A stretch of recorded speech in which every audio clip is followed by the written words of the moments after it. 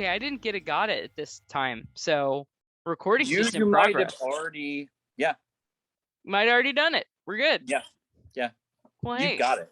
You it's got you. it. You got it. Got it. Well, we all have it. At least, balanced out, We've We done it. never have it all at the same time, that's the mercy of life, I guess. I guess so. Hi, everybody. It's Daggercast. Hello. And welcome. I was going to help you out in case you forgot, Lindsay. Were you? No, I really was. It's never fear. I would have been. I had your back. It is I, Lindsay Charles. I am just recovering from COVID. So, COVID brain be damned. I'm here. I almost forgot the name of my own podcast. Woohoo! So, also with my wonderful and trusty man, Brian Kirst. How are you doing? Thank you. I'm doing all right. I'm very excited for tonight's show. Me too. Good.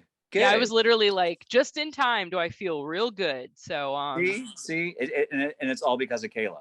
Yeah, I'm very excited. It's the Kayla Bates syndrome. We've already been doing so much talking already. I feel like I have nothing in my brain to start the show with at all anyway, so I think we should probably start the show, right? Let's just keep going. Let's do this. We are so excited to have Kayla Bates here tonight. she is the amazing I'm so sorry. Should we start over again? You can if you want. You can keep going. Are you sure? You've corrected yourself. I corrected myself, but still. See, even those in the know can screw up, folks. So they are the amazing force behind Scream Vomit, an amazing podcast that dissects various films, some amazing films I've never even heard of. So quite the incredible mind here. So here we go. Now that I've full of shame and regret. Woo! You're fine. I'm revealed. We correct. We move on. That's what we do. Mm-hmm. We go forward. Up? Hi. What's up? What's going on? Gotta be perfectly honest. Yeah. I wasn't able to do much research on you because I had COVID. I know. Wow. But already just from the glimpse that our production manager, Jared, who, by the way, was the one who was like, we need to get them on right now. We listened to him. He made it happen. Thank you so much, Jared. Shout out to Jared. But from what he hi Jared. From what he gave me and from what I've seen on the Instagram, I'm very excited. Tell me a little bit about kind of how I guess the podcast came to be, or what you kind of do each. It looks like you do a podcast, yeah? Yeah. So I've been doing the pod for about 3 years. Right. I guess my premise or whatever is I break down films. My stipulation is the last 10 years. So only stuff from the last 10 years, but it can be anything beyond that, any genre, whatever. And I always have a guest, and it's usually... it can be a filmmaker or a comedian or an artist or a musician, just some kind of creative person on to talk about them with me. So we'll usually talk about their stuff a little bit and then break down the movie. So we do fully break down every beat of the movie. So it's pretty thorough. And I do lots of research and stuff. So, so yeah, that's what my podcast is about. And now why, I'm just curious because my favorite thing now is 30s and 40s films. I just watched this film by a little known film by James Whale that is called A Kiss Before the Mirror. That is just extravagantly Art Deco beautiful. Is it just to kind of narrow things down and keep it within a certain scope, or is there a reason why it's the last 10 years? There are a couple reasons. So actually, when I started the podcast, my thing was only doing movies that are in theaters. But theaters, a couple years ago, there was a time when they became not a thing anymore. So we had to switch it up a little bit. But I was going to the theater all the time and watching cool movies all the time. And I feel like not a lot of people are even making a huge effort to seek out more current films. So it's kind of not only a push to encourage people to seek out filmmakers that are currently doing the thing and supporting current filmmakers, but you know, I didn't have anybody to talk about those films with. I wanted somebody to talk about those films with, and a lot of older films have been done, you know, a lot, and a lot of newer films haven't. I guess is kind of the long and short of it. Yeah, and it's and kind of like what you're saying. I kind of get, because your movie, like, it's not necessarily like you're doing like, I don't know, like the mainstream stuff. Mm-hmm. You are Definitely. doing a lot of things that are a little like that are new, but are on the fringe. Like Mm-hmm. I saw that you guys did Kajillionaire, which Mm-hmm. I thought was one of the greatest movies of that year. Either 2020 or 2021, I forget. I also but can't I, remember. I think it's yeah, 2020. but I think like that was a movie that I didn't hear anybody talk about. Yeah. And I was like, but why isn't anybody talking about this? Like, even when I think I was like freaking out because it's like the new Miranda July is available, and everybody was like, huh, who? And I'm like, oh no, Yeah. oh, this is sad. Also, just side question: how do you feel about how actors are trying to get us to get back in the theater? Have you seen any of these like massive campaigns? Because they have been driving me fully insane. Real? I haven't. Oh God. Have you seen the Nicole Kidman? What, the AMC commercial? Yeah, the AMC one iconic. where she's where she's like it is when you walk in a theater. It's like the worst thing. It makes me so mad. I disagree. I'm sorry, it's incredible. Nice. It's iconic. We quote the ad. Good. I mean, it's revitalized Nicole Kidman's career. It wasn't Lucy Ricardo. It was the AMC ad. It is. No, it is. It's like not Lucille Ball. No, where she's like literally just like walking into a theater in this like heartbreak feels good in a place like this. Yes. So like, sorry, it's iconic. to me, it was just this like, I don't know. I'm a theater goer. I love the movie theater. I think I once told my mother that a movie theater was like church to me. You have to be quiet. You have to be respectful.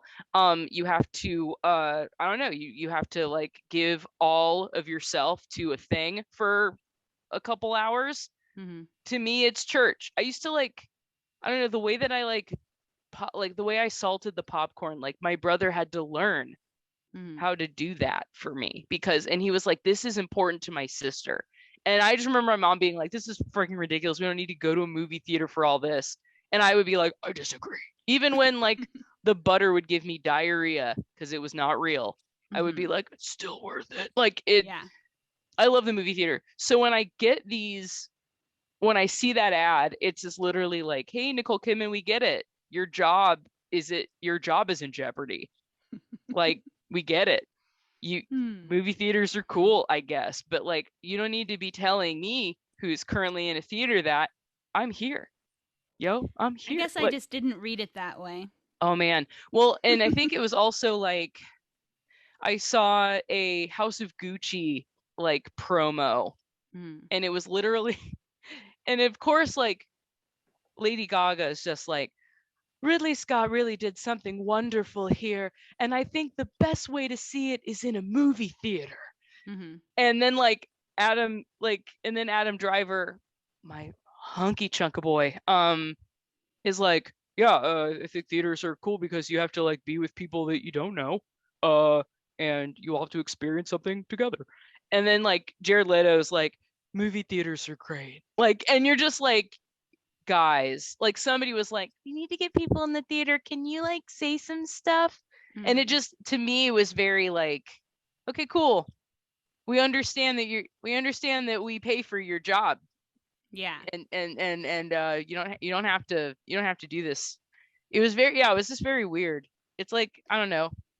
It's like, if I don't know. To me, it was very transparent. Like, if they had done it in a little bit more of like a, I don't know, a Pixar way, taking something and then making it something like, don't you remember how great theaters are? And I was like, and I'd be like, yeah, I do. But this was just such a like ham-fisted way to be like. If you watch any like promotional material, it all feels like bullshit.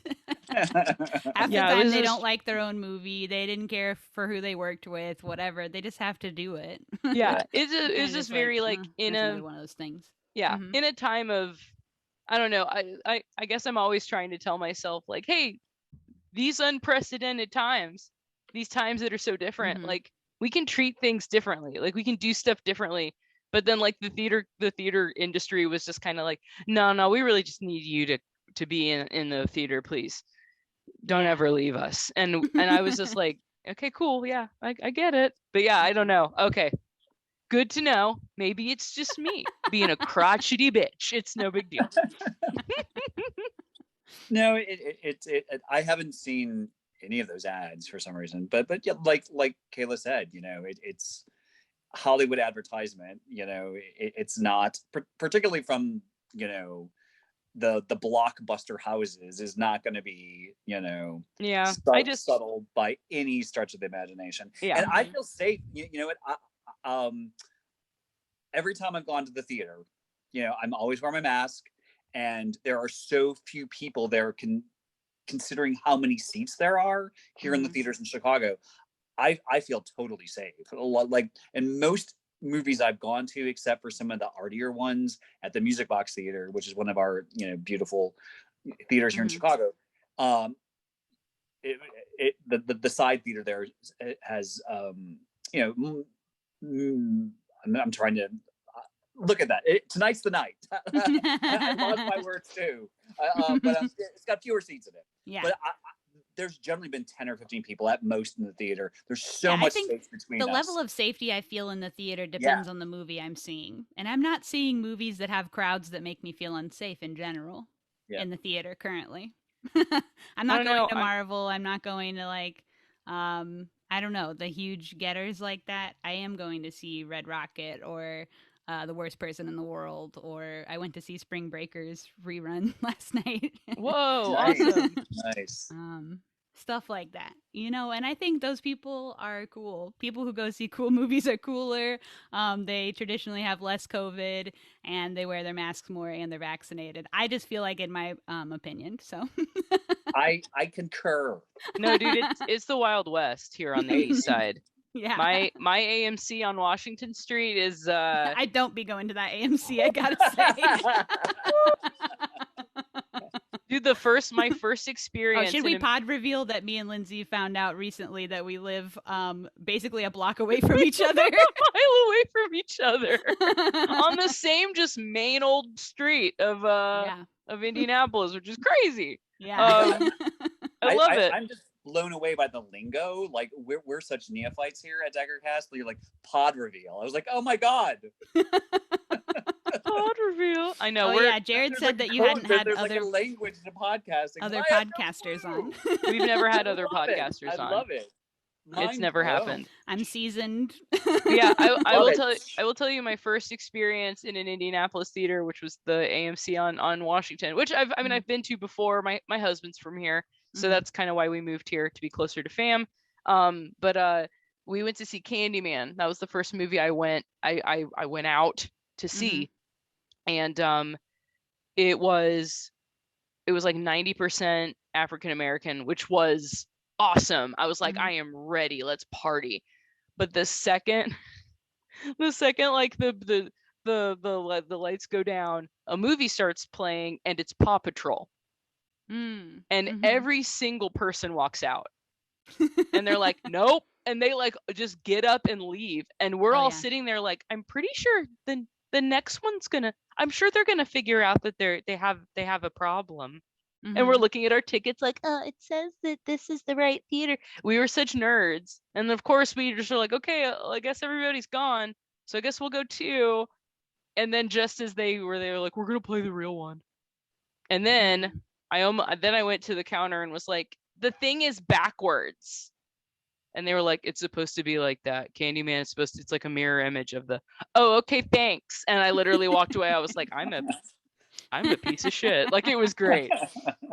But they don't care. It's like a bunch of 16-year-olds. They don't exactly. They're just like, it's fine. I feel like if I just walked through without like buying my prepaid ticket, I feel like if I just walked through and I was like, I'm not paying, they would just be like, No, that's fine. It be here for depends the because you Batman. always get at those kind of jobs, you always like most people don't care, and then you get like the one guy who's like, actually, the rules state. I'm gonna tell my manager that you're not exactly following protocol. Hey there, hey there. Yeah, there's always the one guy who ruins it. Yeah. They're the one's like, the MacGuffin's closed 10 minutes ago. Yeah. We're just like, sorry, just thought we could get a beer. They're closed 10 minutes ago. Good God. Well, that's cool. Well, then, Kayla, I really would appreciate it if you would show me to the cool theaters.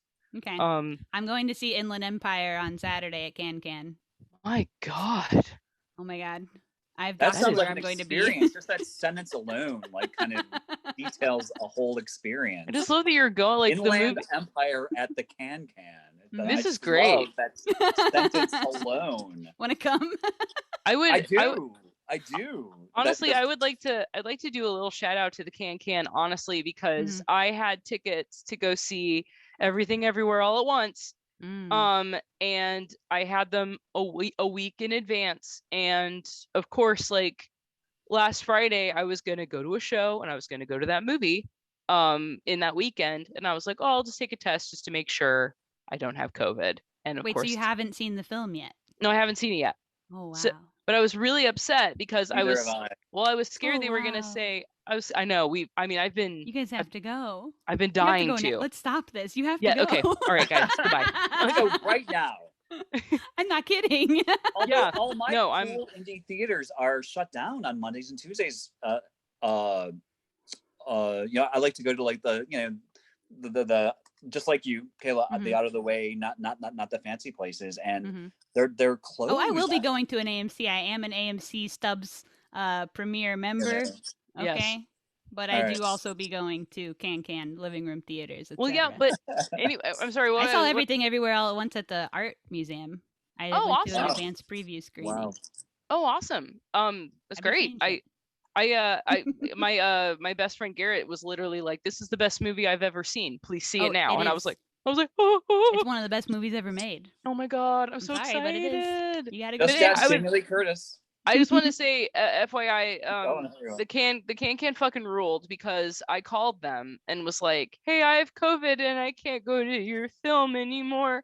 Can you refund me? I know it says no refunds on your thing, but I just I can't go because I don't have COVID." Like, I was so like sob story, but I just left the message and I was just like, "This is my phone number. This is my name. Just if you can refund me, that would be great. Love you, bye." And I never heard back and I was really sad. And then I looked in my emails today and it was like full refund. And I was like, what? So already I was very happy. Can. They can. They're nice. They can. And they have a killer restaurant. So that's cool too. I haven't eaten. Kayla, I'm vegetarian. It seems all meaty. Sorry. What were you going to ask, Brian? I would not like that either. But it helps fund the theater. So I respect it. As you've we talk a lot about diversity and our filmmakers kind of growing and stretching and you're seeing all these newer, younger kind of auteurs. Do you feel like things are stretching and changing and there's more diversity and representation and just in these films that you see from these newer filmmakers? So I feel like what's interesting about older films is that from a current day's viewpoint, we only see what was the most mainstream most of the time. We only have knowledge of what was popular and what we've heard talked about. And those things are, let's be honest, boy movies, white, straight boy movies, more often than not, right? Yep. But if you're looking for it, if you know where to look, the types of movies that have big diverse casts or that are queer as fuck or whatever, they're there. Just we don't know about them now because there's stuff you had to look for then, and maybe some have been lost to time or whatever. But I think that that's still kind of true. I mean, we're seeing more diversity in more major productions, but I think that the undercurrent has always been there. I don't think that it's, I mean, it's maybe grown and changed in certain ways, but I think it's just always been there. I guess just access to the undercurrent is difficult, because I do see like there's a lot of young filmmakers now that talk about, you know, the weird filmmakers of the 70s, the 80s, and they say those were my influences, not Scorsese or, you know, or like, you know, Spielberg. Like there are some that are like, oh, I like the weirdos that were kind of on the fringes, and we were able to see those movies too.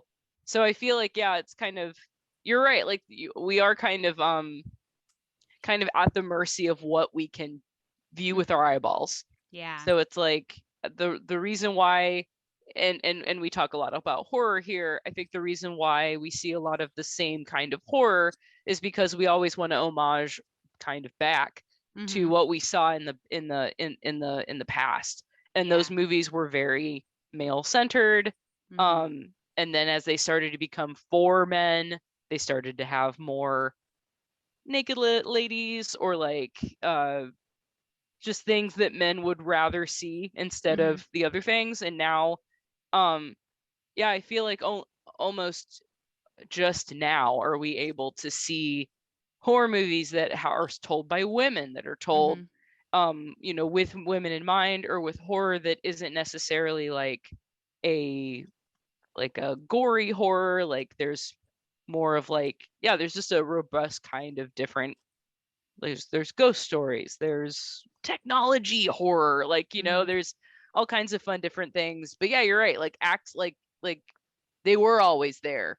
We just, because film is film, and film dies, and if you don't keep it, then it just disintegrates and goes away. We aren't able to see it. I've got a whole box of, you know, queer film, like queer films from the 60s and 70s and 80s, you know, that were like Staircase was a film in the 70s with Richard Burton and Rex Harrison playing a gay couple. And I think they get called out for being stereotypical, but the point is sometimes there are stereotypes because they exist. You know, there was a film called it's called Buddies with Ryan O'Neal and John Hurd from the 80s, where it's a straight cop and a gay cop who become best friends from the early 80s. And same thing, John Hurd is typically flamboyant, but they kind of, you know, Ryan O'Neal is the ladies' man, and he kind of his sexuality changes a bit. It doesn't turn him queer, but he's learns to love John Hurd and become comfortable touching him, and you know, and that's a film that's really heavily criticized by the gay community, but I watched it very recently, and I don't think it's called Buddies, actually. I can't think right now what it's called. But there's growth in Ryan O'Neal's character, and like I said, you know, that there are, you know, I mean, if you've seen any gay men of all sorts. If you've seen any Greg Araki films, those are from like the late 80s, early 90s, and I think some of the queerest shit I've ever seen to date. And that's not just gay men, that's all types of queer people. Doom Generation is one of my favorites. Or even like Todd Haynes films, like those are still like mainly about gay men, but they're a lot more a fully realized person, and not just you know, a stereotype. And Far From Home had Dennis Haysbert in a huge, you know, huge role. You know, like there are these people who were doing it, and who were doing it better than a lot of other people, and even still, I mean, Greg Araki films still are more representative of the queer community that I know today than most of what I still see in movies currently. So I remember like having Greg Araki be like kind of almost like a litmus test for my husband when I was, you know, courting him, getting to know him. I realized that, like, you know, this director and this set of movies, like his parents would have been horrified. But when I saw them, I was like, oh, like you're open to everything. If you've seen these movies and you think they're cool, you're open to to a lot more than than what than what I don't know what his mom was watching at the time. I have to say, and I'm glad you brought him up, Kayla, because Greg Araki is definitely a major part of my cinematic history. But as you groove along, you forget that stuff. You're on to the next new thing, and I cannot tell you how revolutionary, as a young gay man, volunteering with Stop AIDS and being very politically active, going to the Music Box Theater to see The Living End. I mean, that was like such an important moment, to feel like it was cool as fuck. The men were beautiful. It was Mary Warrenoff. It was such a cool cult film cast. And you finally, just that feeling of being represented on screen, in such a cool, sexy, fuck it all way, was amazing. They're punk rock too. Yeah. And I'm so happy you brought him up because I forgot how vital he was to me and so many people in the alternative communities, because he was one of the first major voices, along with Dennis Cooper, who as a writer and who was kind of doing some crazy shit and getting some respect and punk rock, queer as fuck, and unapologetically so. Yeah. I mean, his credits will say "fuck you." If you don't like this, fuck you. Exactly. So seek him out, folks. If you're watching, listening to this, and you haven't yet, and when you see that, seek him out. When I saw his films for the first time, I was like, people now are watching shit like Love, Simon, who has like a straight person playing gay and is like barely queer at all, and probably written by straight people. I don't know, but and they're being like, wow, the gays have come such a long way, and we're like, in Community, we're going, this is not my people. These are not how we act. Who's this guy? No. Everything's wrong, and this is not how far we've come. And then we see something like Totally Fucked Up, like Living End, like Greg Araki's whole filmography. And you're seeing, okay, this movie came out in 1991 and it's this queer. We have not come anywhere. We've regressed, if anything. Like, what the fuck? People are making excuses and saying we've done progression. This is not progression. I love that you said that. I love you're really making me think, because I think I've been in that mindset of, hey, we're cruising and grooving and hey, there's a trans character here now, and there's a black gay woman here, and but you're right. No. Oh, I was I'm sorry. I was looking Greg Araki up because I was like, when is he gonna make a movie? Is he making movies? Apparently he directed 4 episodes of 13 Reasons Why. And we respect it. Right? I mean, I respect it. Yeah. He did. I'm sure he brought a little edge to it. He's a gay king. He can do what he wants. He can do what he wants. No, but also in 2018, he directed 2 episodes of Heathers, I guess, like the TV, and Riverdale. That actually makes sense. No, it makes perfect sense. Both of those shows had a huge queer behind the scenes presence. Yeah. And speaking of huge queer presence, one of the films that I want to talk with you about, because I get the feeling from the Instagram that it wasn't all smiles and giggles, Kayla, but I actually I don't know. I'm on the edge of my seat. You got to finish the sentence. I have a soft heart for sometimes things that other people don't. I actually really enjoyed The Prom. Interesting. The film. I actually like I took it for what it was, but I know there was a lot of I hated it. Is that what you're asking? Yeah, I hated it. So I wanted to get into that, like, because I was just like, it's kind of over the top and stereotypes but yet just I would love to chat just a tiny bit about that. Like, wait, can we clarify? Are we talking about The Prom, like that movie where? Movie musical. It was based on a Broadway show. Beginning Meryl of last Streep. year. That had James Corden in it. Yep. That's the one. Set in Indiana. He Brian, there you go. See, Brian, am I in a horror movie? I think that's what I'm feeling like. What's that? we're feeling like we're in the horror movie. Yeah. So I actually was like, it is what it is. You know, I actually kind of one of the songs. it. Okay, there's so many problems with it. I get into them all Yeah. in depth in the podcast, but Yeah, one of the songs is like illuminate some. a lyric is like, "Don't forget, don't be gay in Indiana." Literally a lyric of the song.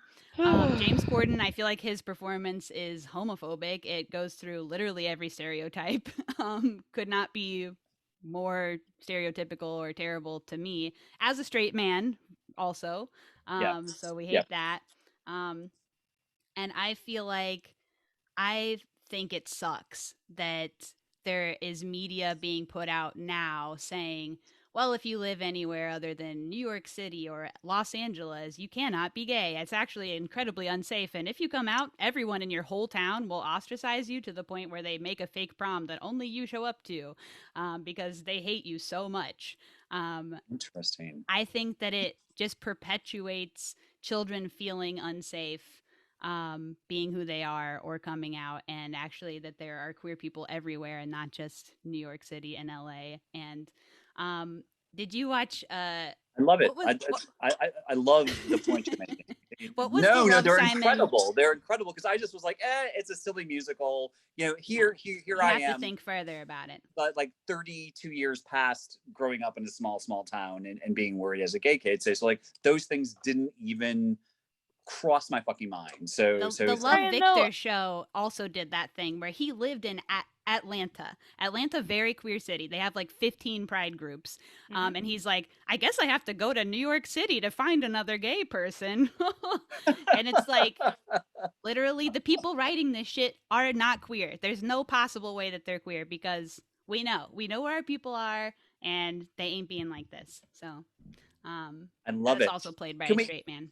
Also, that show, hold on, can I talk about Love Victor for just a second? Because that's also supposed to be like a queer show spinoff of Love, Simon. And so it's about like a young gay boy, whatever, gay teen. And he is dating a woman the entire show until the very end of the very last episode when he finally admits that he's gay and dates a man. So how is this a gay show when he is dating a woman the entire time? Sorry, that's a straight relationship. So that is not gay representation to me. I started to watch that and the same thing. Like I couldn't quite figure out. Like, hey, I'm a little. Can I do a middle finger? Fuck off. Do it. Do it. I'll join you. Miss me with that. Sorry, I had to pop off on that one. No, I love it. No, because I started to watch like every once in a while, you just want to watch something silly and whatever, maybe a little bit representative. But I couldn't figure it out. Like I watched maybe one episode and I lost interest because I was like, what is going on here? Is this kid straight or gay or like I couldn't figure it out, and I was like, oh, he's questioning whatever. So I literally watched like maybe one episode of that spinoff show, and I was like, I watched the first season. Because there's like 2 seasons now or 3? I think. I don't know. I lost track after the first season. Well, I may have watched like 2 episodes of the second season because I was trying to watch it with my friend. But it got really bad because that's when he's like, oh, I guess I'm gay now. I have to do gay stuff. And there's literally an episode where he's like, I guess I'm gay. I have to get into fashion and like wears like a fucking fedora and like a vest and is like, guys, it's bad. Oh my God. It's really bad. Straight men have taken the fedora back. So there we go. taking it back. Did the gays ever have it? I don't. No, I don't remember. To my recollection. I think I got one because my dad was in a Christmas photo had when one. you were trying to assimilate into straight culture. Exactly. I was about to say you were trying to be straight. You were like, lady. I wasn't. Compulsory heteronormativity will get us all. He'd been dead like 10 years or something, so it was more like my nod to Papa. Okay. Speaking around the time of the prom, also the Happiest Season also debuted.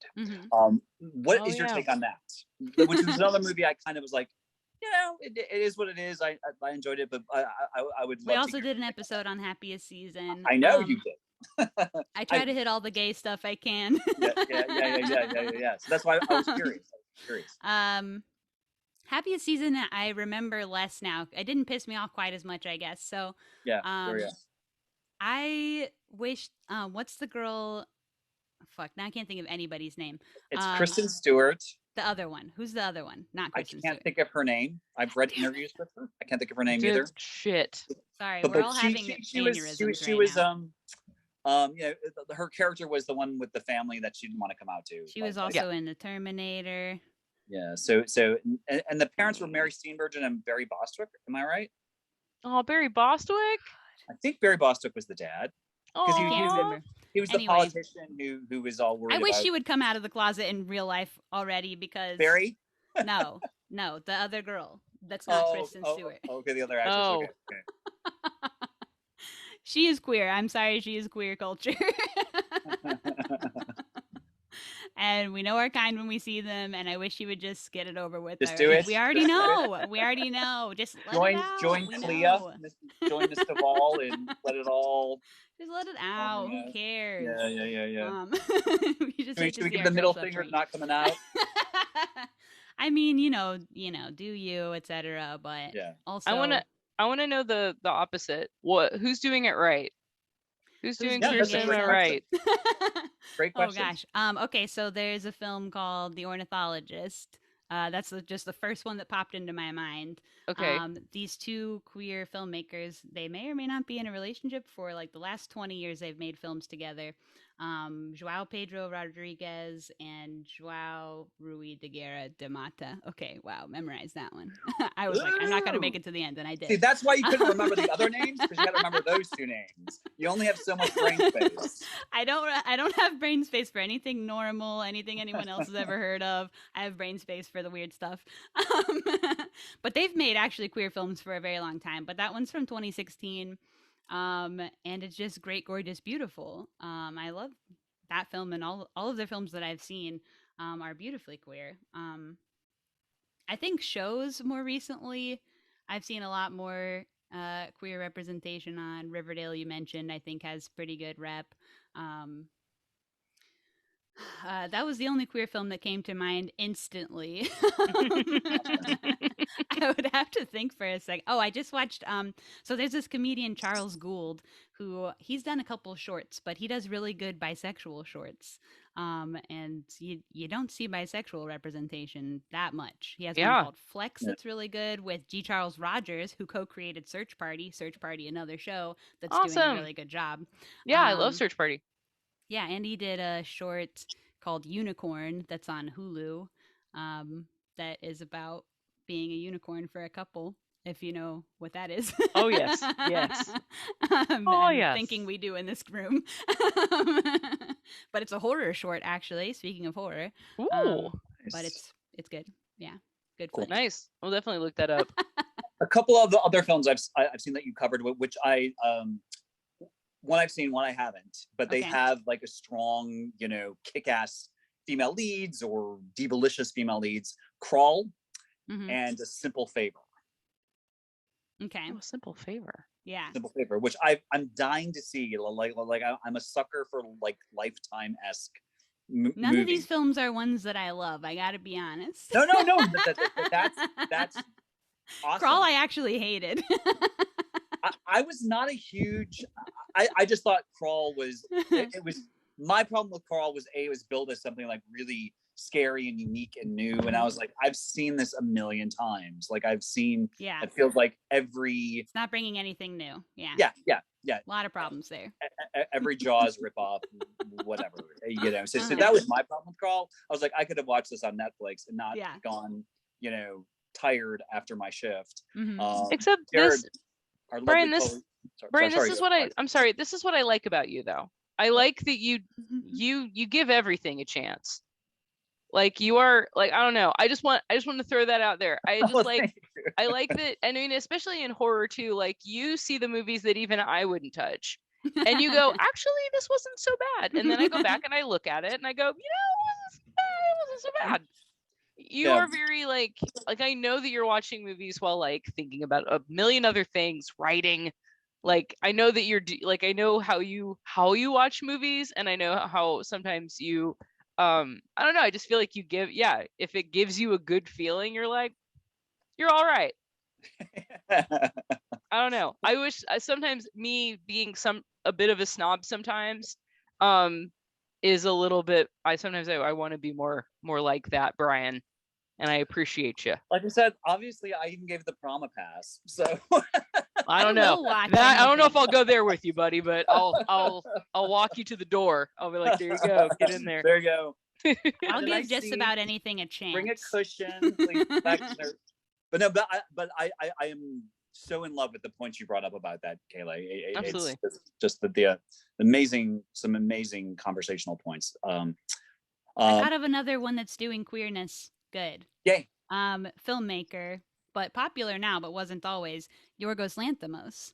Oh. Who's we know now for doing The Favorite, The Lobster, things like that.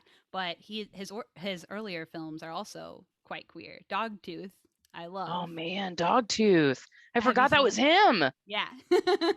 I dressed up as Dogtooth for an Oscar party. Oh yeah. Yeah, because it was like the one I wanted to do. I was like, I don't want to do any of these other movies. Hell yeah. Yeah, it was really silly. Dogtooth even has like gender fuckery, which we love. Like the sister is just like, call me, I forget even what she picks as the name, but it's like, call me Charles now. My name's Charles. Mm-hmm. And her sister's like, Charles. And there's like a whole scene of her just answering to the new name. And we love that. I mean, it's gorgeous. Dogtooth's good. But all of Yorgos's films are beautifully queer and sometimes subtextually so. Like The Lobster took me a minute to get where the queerness was, but that was absolutely there. That did take me a while. Yeah. I did love The Favorite. I love the idea of, I don't know, any story where they're like, history will say that they're roommates, like where we don't necessarily know what was happening, but we also can imply and then just make a great story where, queens are lesbians and that's fine. And we're great. Yeah. Hell yeah. Next question, please. Let's talk about a little bit horror. Let's talk about horror. I see that you have a Serial Mom shirt on. I do. Delicious. What a great choice. I have my Serial Mom DVD is signed by Donita Sparks from L7. Wow. I posted a wow. I stage managed a queer punk rock show, and the guy Gary Ward, who's kind of a bon vivant around Chicago, actually went to school with Donita, and they went to the prom together. Okay, interesting.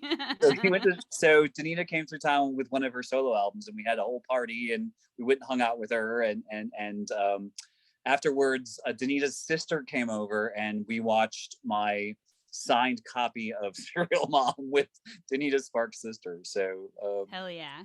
So we were. What is that? It's some kind of 6 degrees of Kevin Bacon adjacent to camel toe. Okay, interesting. We had familial blood of camel toe in the room while watching Serial Mom. So, what a life! Incredible. What a life! I love it. Yeah. So what? I don't know. What horror floats your boat? What do you like? So I was thinking about this because I think my perception of what I watch is that I don't actually watch that much horror, but I watch a lot of stuff that's kind of fucked up. Sure. And we will count it. But I did used to be a huge horror head as a youngster. So I definitely have, I watch some. I just feel like it's not that much. But I also watch so many movies that it actually is kind of probably as much as a normal person would watch. Because I actually looked on my Letterboxd earlier and was like, you can sort everything by what you've watched and what genre or any whatever data you want to. But I just sorted everything I'd watched in the last 2 years by horror to see what I had actually watched that was horror. Letterboxd rocks. Get you a Letterboxd. I should. Yeah. I feel like this isn't the first time I've been recommended this either. So if you're a movie head, you have to have it. And people describe it as like social media for movie reviews, but that is selling it so short because it has so much functionality.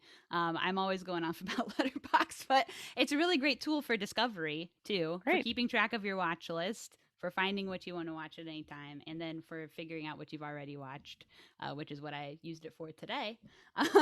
Awesome. I've anyway. always avoided these things because it reminds me of what my husband's dad does, which is like he keeps a catalog of all of his DVDs that he owns. And to me, I think that's hilarious. I'm like, just look at them. But then I'm like, I understand that you need them in a he's like, you're on my phone now, on my iPhone 5. And I'm just like, but okay, I might give this a chance. And you can see what your friends are watching and stuff. Ooh. It's cool. But anyway, yeah, so horror, I was exposed to horror as a young child. My dad had no filter on what I watched, and he was really into like cult horror stuff. So like some of the first movies that I have memories of watching are like the Wishmaster series, Nice. or our Serial Mom, or obviously Scream, things like that. So yeah, I kind of, this is why I always say like I kind of grew up watching cult horror or just like weird shit because my dad, that's all he watched, and then I just kind of never stopped. So like I've you know, I watch a ton of movies. I know a lot about film, but like only very specifically like niche weirdo crap that like nobody's ever heard of. So like when I go on other film podcasts, they're like, I don't know, talking about movies that normal people have watched, and I haven't seen any. What are you talking about? I don't know this like very popular Bill Murray movie or whatever. I never even heard of it. I don't know. I never watched anything normal growing up, so I only know weird shit. So in a way, I've kind of isolated myself even from other cinephiles. But yeah, so I started in horror watching those things. And what's the question? I've kind of rambled enough to lose it. I said, what horror floats your boat? Like what? I don't know. Like you kind of answered that, Wishmaster. You kind of did, yeah. Well, those are like my foundational horror films. Yeah. What horror floats my boat now? Like I said, I feel like I'm not watching a lot, but I guess I kind of am. I made a list of some examples cool. of stuff I've watched sort of recently because I was like, I'm going to go on here and forget every horror movie I've ever seen. Okay, so obviously we already talked about Serial Mom, one of my faves. Titan, which came out like last year. That was really incredible. Ready or Not, I loved. Oh, yeah. Let's see, Mandy, things like that. Mandy, very cool. The Love Witch, very cool. Oh, Annabella, man, incredible. I will not shut up about the Love Witch. Love Witch, so good. I did that for the pod too. It was really funny. I actually like I had like one of those like Instagram rabbit holes where I was like, who the fuck did the makeup for Love Witch? And so I found her on Instagram, and then she was like, oh, I'm doing makeup for this artist, Zella Day. And I was like, who the fuck is she? And I was like, oh, her music's pretty good. What? And I was like, how did I end up here? That's and I literally happens. and all of like we do a top 20 of like our favorite songs of the year every year. And one of them was the Zella Day song, and Ryan, my husband, was like, how'd you find out about this girl? And I was like, The Love Witch. It's a long story, let me tell you. Yeah. She cast a spell. So good. And that's a very like, I don't know, I liked that movie because it was very I don't know, it was like you were meant to not really care about the men in it, but also the main character was also terrible. So it was just kind of like this like, oh man, who is there to like? And just the film, it almost kind of doesn't even matter what's happening in the movie because it's so gorgeous to look at. Exactly. You can just look at it and get lost in the sauce. She could be saying, she could be saying the dumbest, stupidest shit, and just be like, I'm mentally messed up. I'm just messed up, and I want to be in love. And you're just like, you look gorgeous. You look so pretty. Say it louder, babe. Yeah, whatever you're saying, I love it. Yeah. The question about Ready or Not, I loved it. I also felt though that they didn't need. Wow, so he's gonna hate the movies that I love now. No. I loved it, but sincerely enjoyed it. But I thought just the brutality against the lead character was not necessary. Like literally, everything, the nail through the hand, all this like I didn't think some of that was necessary. Like I with the nail through the hand, we got her scream, and it's one of the best screams that has ever been scrum. There you go. Scrum. But that was just my one thing. I was like, wow, do we need? And she lived. Come on. I know, but it's just like there was so it kind of reminded me of like, you know, some of the torture porn stuff. Like, just is it necessary? I wouldn't go that far. To have so that I loved the film. I really, really enjoyed the film. I was just like, man, did they need to beat her up so much? You know, it was just. Have you ever seen The Golden Glove? I have not. I've never seen people beat the fuck up so much and so hard as that movie. Yeah. Mm-hmm. Okay. I don't know if I would call it torture porn though. Still. It is about a serial killer. It's about a real serial killer that was like in Germany. Don't quote me on that. It's probably not Germany, but it's, you know, somewhere around there. Austria? Fuck, I don't know. Anyway, it's just incredibly violent. But I think it's so fascinating. I think you go, how do they even do this without killing people? What about Angst? Have either of you seen Angst? No. Angst, no. Oh my god, those are like two of my favorites in the world. I'm feeling it right now because I haven't seen any of these last two films you mentioned. No, these are great. No, I feel like I'm getting like a breath of fresh air. It's like one of the coolest things about Angst is like the cinematography. It's done by this Polish cinematographer. Oh, nice. Zbigniew Rybczynski. But he won a bunch of Oscars for his shorts for being like so innovative with film and camera work. Like in the 60s, 70s, early 80s. And yeah, if you watch any like behind the scenes kind of stuff for Angst, he like sets up all these, he like invents rigs to make cameras go crazy with like sets of mirrors and like pieces of wood. And it's like, it's so insane. It's like inspiring to watch for me, but it is also pretty violent. But I think, I don't think that one's disturbingly violent, but it is also based on a real serial killer. I'm not really like into true crime either, so if I think these things are fascinating, even with that being true, then I think that says something too. Well, nice. I love it. I love that you said that because I hear serial killer and I go like, yeah, I'm not really into that kind of stuff generally, but nice. Yeah. Well, that's a great kind of secondary. Take notes. Yeah, no, seriously. You know, I'm like, if you're not into it and I'm not into it, and you like those films, then. I just might like those films. Yeah. So I think if you're going to watch those two, Golden Glove and Angst, watch Angst first, because Golden Glove definitely took inspiration from Angst. Okay. Interesting. So that's just my recommendation. I mean, these are great. I feel like I'm trying to think of movies that I want you to see, because this is awesome. Have you seen a bunch of animatronic murdery films this week? Yeah, right. I watched Willy's Wonderland and the Banana Splits movie. Have you seen either? Oh, both of those are great. Willy's Wonderland. I'm about to do Willy's for my podcast. Dude, yeah. I used to in earnest watch the Banana Splits because I lived in Germany for a while, and the only thing that I'm army brat, whatever. But she's traveled. But I've traveled from 7 to 14, so I didn't go. It was so funny, like Europe. if you're living in Germany, it's hilarious because like my family would come and they'd be like, "Oh, have you been to the Alps?" And I'm like, "No, I live here. I haven't been to jack shit." Yeah. Have you been to the Schwarzwald? And I'm like, "No, I've been to the town over there and the town over there." I go to school. All the time I lived in Chicago, I never went to any of the tourist stuff. Yeah, it's just kind of one of those things. I went to the you're Bean once, but that's it. I've never been to Navy Pier. I never went to the zoo. Nothing. I mean, Navy Pier is pretty. Navy Pier is good. Actually, tourist places are cool. Navy Pier people watching is mwah. It's prime. Don't drive your car there. Don't ever drive. The only time I've actually been around that area is when I drove for Uber. So unfortunately, that's all I've done is drive through it. The IMAX theater is notorious. Well, now it's better because they rebuilt it. It is still there, and they actually like did it better.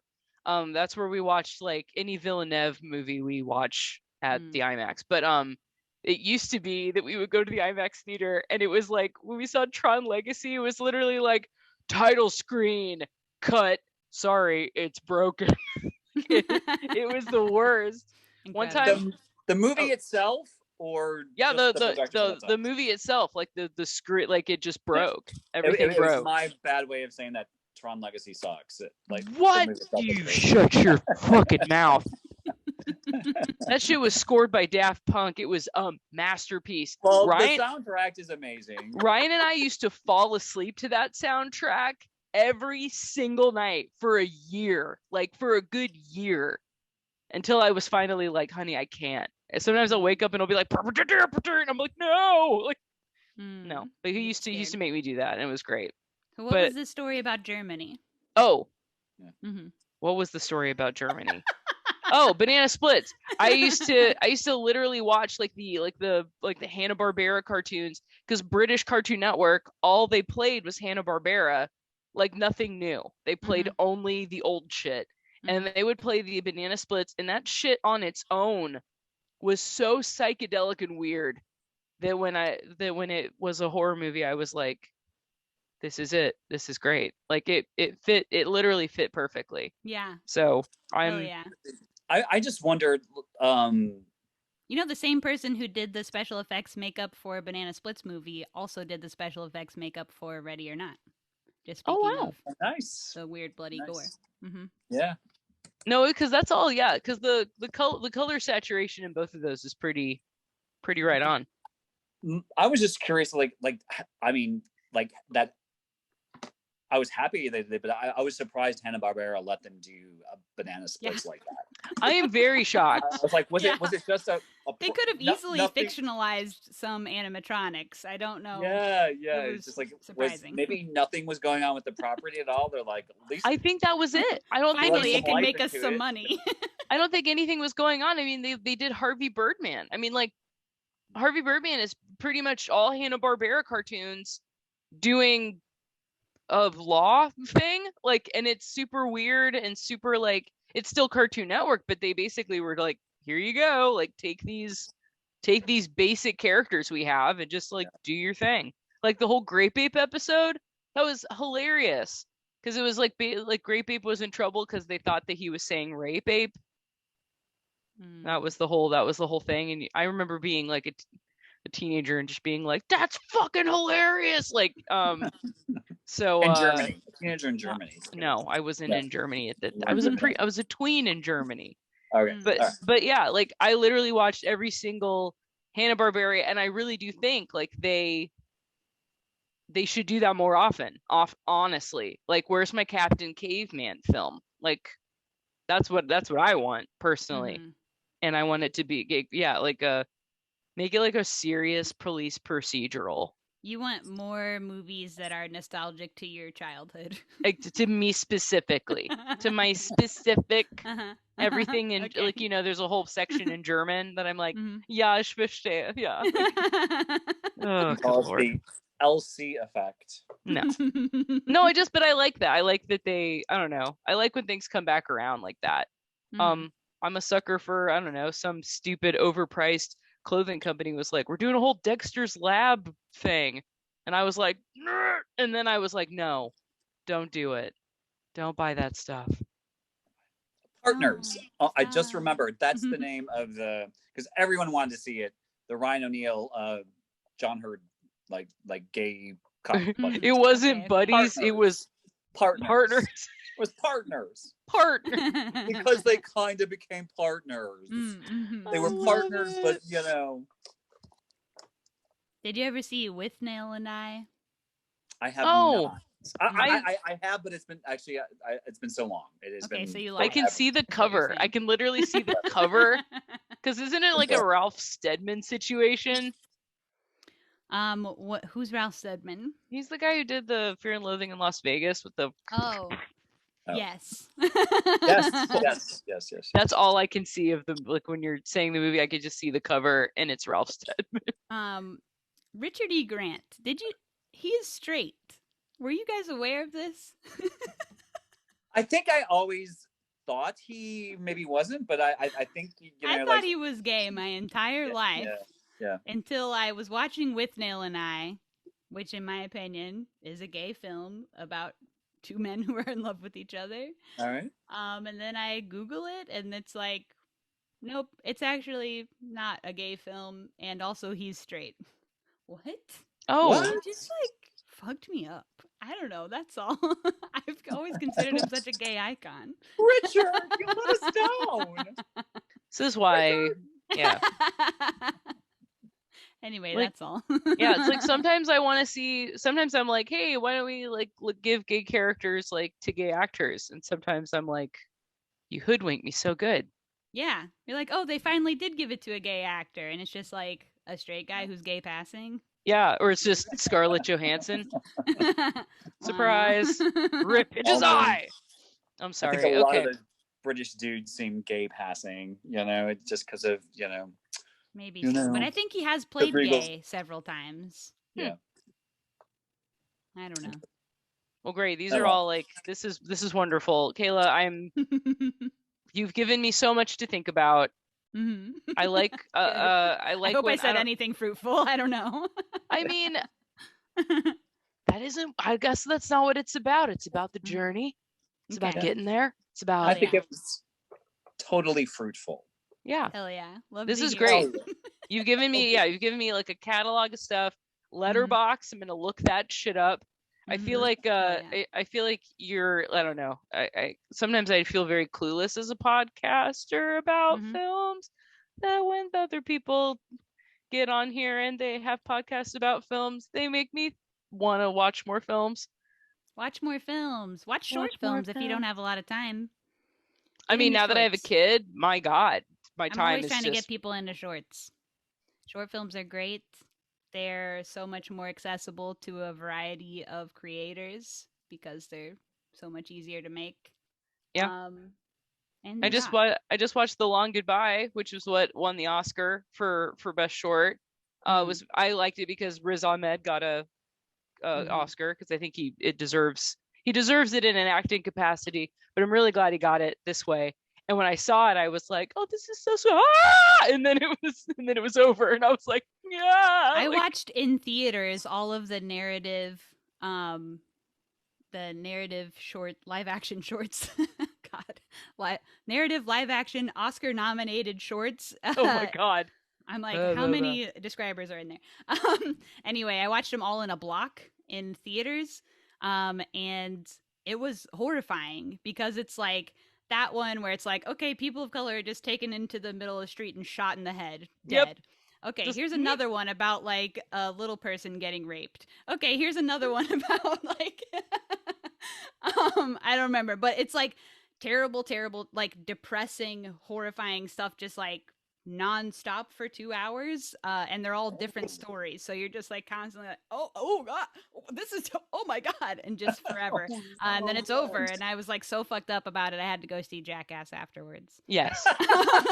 To like fix myself.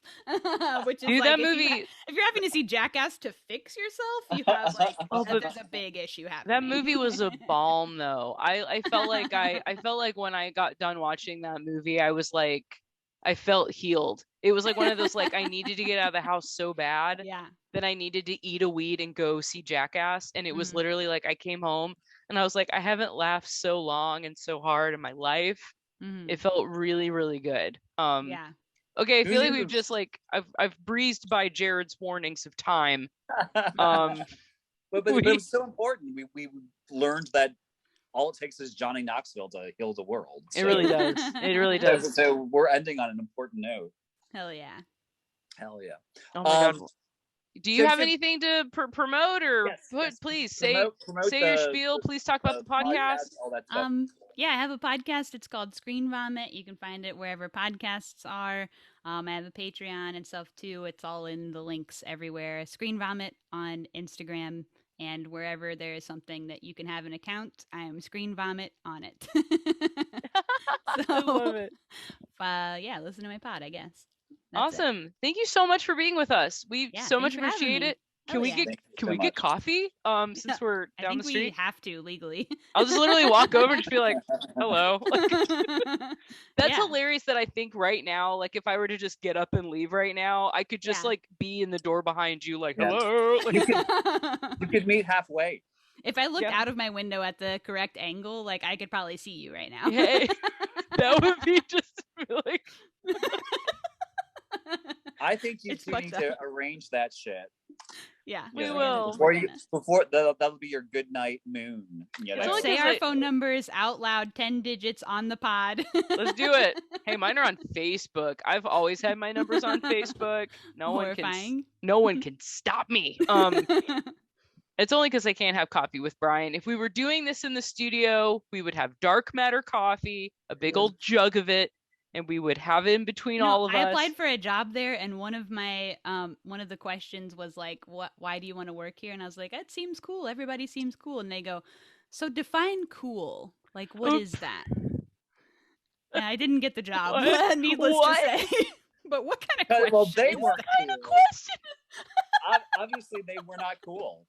Like, if you have to define so cool to someone, they're not cool. I know. I wonder if they were trying to like find out if you were a narc or something. I don't know. It was so strange. What the That's hell? so silly. Well, anyway, not to derail again when we're trying to close out. We know how to define cool, and it's Kayla Bates and screen vomit. That's the pure definition of cool. Thank you so much for being here. Thank you. Thank y'all.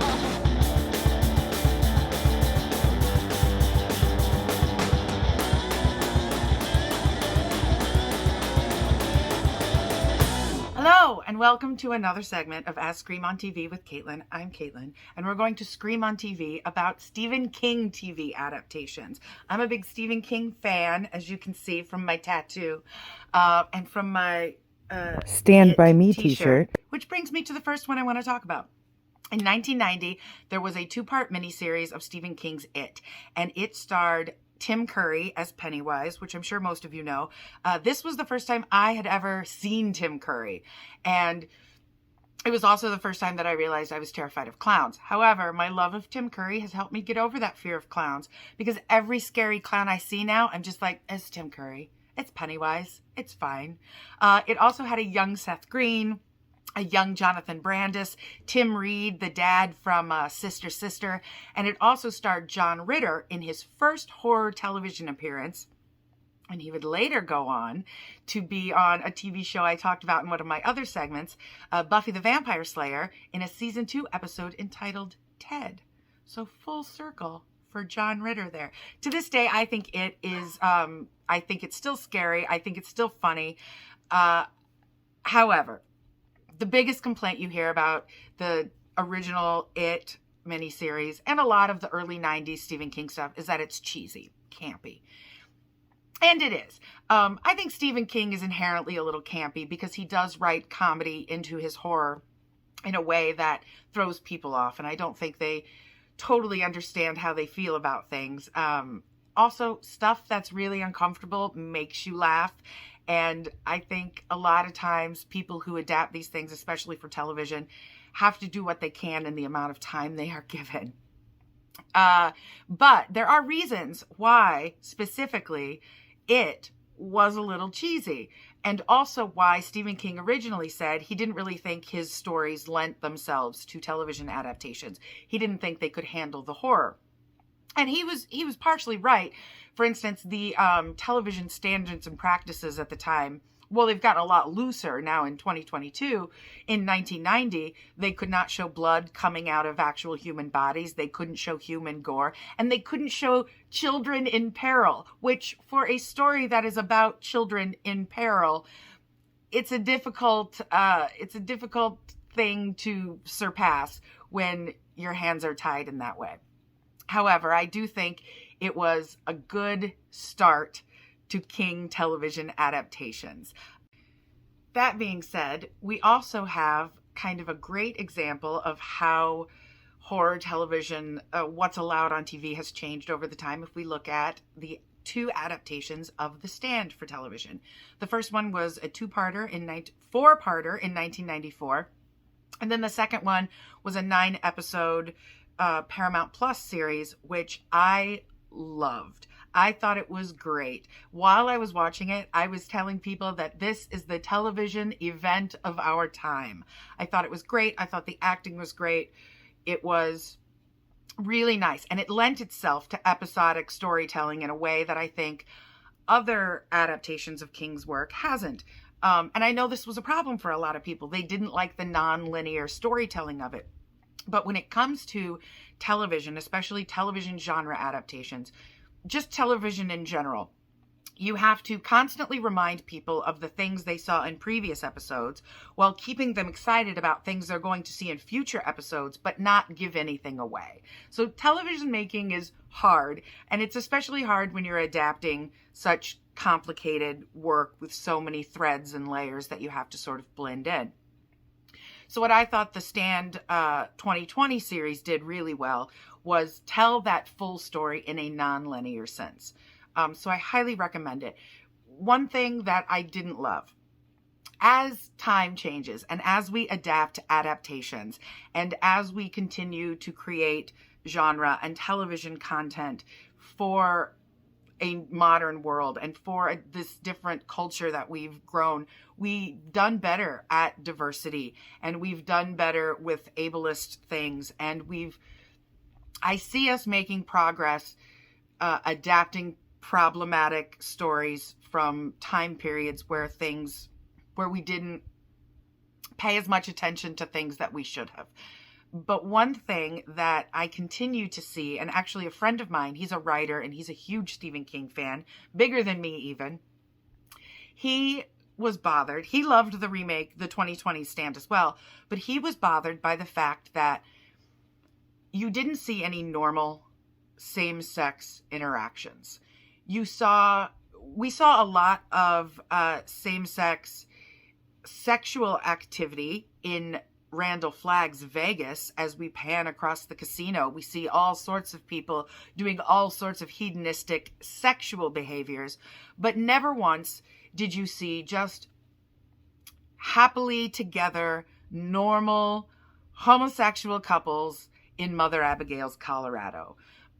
You could argue that there were some things that were implied, but you never saw it like you saw it in Flagg's Vegas, where things were bad and it was about sex and evil and hedonism.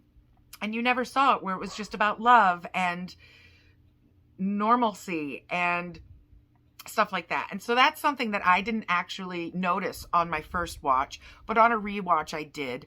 And it's just because I wasn't looking in that direction at the time. And I think that's something that the TV producers, and as we continue to adapt things that they can look for, is to try to look through as many eyes as possible in order to bring this content that we love that is kind of inherently problematic. We know the horror genre as a whole has lots of problematic tropes and stereotypes. So that's just something to think about, sort of where the Stand 2020 falters, but it also succeeds in a lot of ways too. One thing in particular, if you did not watch the 1994 and you did not watch the 2020, but you loved the book, I don't know if you know, I'm sure you do, the Stephen King himself wrote a final chapter to The Stand. And that's episode 9 of The Stand. I believe it was called The Circle Closes. And it's about Franny's stand. And Stephen King had always said, like, over the decades, that he was always disappointed that he was never able to give Franny her final stand with Flagg. And so he does that. So if you want to just watch the last episode of the 2020 Stand on Paramount Plus, you can watch it as just like a little bonus chapter. So, it and The Stand are both examples of what I think tend to be the most successful television adaptations, especially of Stephen King's works, and those are miniseries and limited television events. I think it gets a little dicier when you go for multi-season series, which is what I'm going to talk about now. I'm going to talk about Under the Dome. Now, this segment includes lots and lots of spoilers about both the novel and the TV show. So, buckle up, pause it. Maybe Jared will put a little timestamp when I'm done giving you all the spoilers for this. But this is something I want to talk about. So Under the Dome, I'm just going to give you a brief synopsis of the book. It is about a town that a dome is placed over and all the tragedy and horrible things that the people under that dome do while they're under that dome trying to figure out who put them there. And at the end, you find out an alien child has placed the dome over Chester's Mill to entertain themselves, like an ant farm, or like a mean little kid with a magnifying glass burning an ant with the sun. That's what this sort of the gut punch at the end of this was. Sort of like The Strangers, why are you doing this? Because you were home. Now that's terrifying to me. That mixed with humans behaving badly, which I think Stephen King's is most skilled at writing, which is the most terrifying thing he writes, is how humans treat each other under duress. And the reason being so frivolous, that made Under the Dome a very successful one-shot novel. However, the series, you can't really do that, especially if you want to keep it going season after season. And so it just kind of became your basic aliens left an inhabitable planet and came to Earth to take it over, which we've all seen that. We've all been there. That's not as scary to me. So that one didn't quite succeed for me. Some series that I do think succeeded, obviously The Dead Zone, that went on for many series. That has a good plot that can carry itself throughout. The Mist, I believe that ran for a few seasons. Mr. Mercedes, you can check that out. There's also ones that weren't based on books, Kingdom Hospital, Haven. Those are all Stephen King series that you can check out, and they're enjoyable. However, the most successful series, it was only one season, but it was The Outsider, and it was on HBO. I say it's the most successful, even though it's more Stephen King true crime with some slight supernatural elements. Well, some pretty major. I won't spoil that one. But it's the most prestige of the Stephen King adaptations that I've seen. I really enjoyed it, especially Cynthia Erivo as Holly Gibney. She's amazing in it. The whole cast is great. It's scary. It's slow. It's psychological. It's upsetting. It's on HBO. Check that out. The last thing that I actually want to talk about is my favorite Stephen King television show, which is not a Stephen King television show. And that is Castle Rock. And Castle Rock, it was on Hulu for 2 seasons. I think is one of the best horror television shows that has been created. So Stephen King did not write it. He did not create it. It was created by Sam Shaw and Dan Thomason. And Stephen King was an executive producer on it and fully backed it, loved it. It is a TV show, if you don't know, that takes place in the Stephen King multiverse. And it incorporates all the characters and locations and stories that have happened or have not yet happened in the Stephen King verse. It's very, very good. It's very scary. It's very well made. It's very smart. The biggest problem that it had is that there were some loose threads that never got tied up, but that's only because it was canceled after season 2 through no fault of its own. Warner Brothers ended up wanting to focus on producing content just for HBO Max, so they stopped producing content for Hulu, so we lost Castle Rock in sort of that mix. Something Castle Rock does that I think is really successful is not only do Shaw and Thomason understand how to make television, and they do. They just know how to write a good television show. They also aren't beholden to a story that they have to stick with in order to keep the fans of the original novel or the original content happy. They can create their own stories, and they can sort of let go of plots and character behaviors that don't serve us today. That it's modern, it's fresh. Season 2 is about Annie Wilkes, and instead of her just being this crazy villain from Misery, she is a complicated woman dealing with mental illness and trauma, and that's my dog Smudge. Anyway, I believe that's my time. So please check out Castle Rock on Hulu. Fun fact, this is your last little bit of trivia. Season 1 of Castle Rock stars Melanie Lynskey, who is on Yellow Jackets, which is a horror TV show on Showtime that I highly recommend, that has a lot of Stephen King influence. And in Castle Rock Season 1, the younger version of her is played by Cassidy McClincy, who plays Lydia on The Walking Dead, which will be a future segment of Ask Scream on TV with Caitlin. Thank you for listening to me talk about Stephen King television shows for the last 12 minutes. Yay, Daggercast. Keep listening. Thanks. Bye.